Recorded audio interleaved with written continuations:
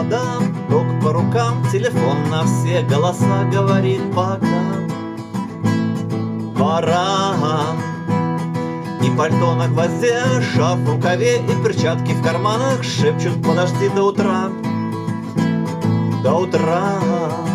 Но странный стук зовет в дорогу, а может сердце, а может стук в дверь. И когда я обернусь на пороге, я скажу одно лишь слово: верь. И опять на вокзал, и опять к поездам, и опять проводник выдаст белье и чай. И опять не усну, и опять сквозь грохот колес мне послышится слово «прощай».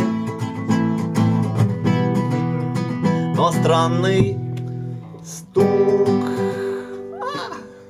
зовет в дорогу, может сердце, может стук в дверь.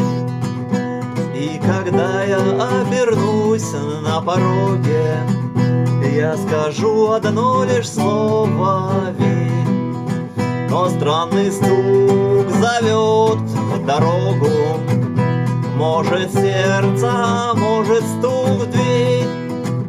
И когда я обернусь на пороге, я скажу одно лишь слово: верь.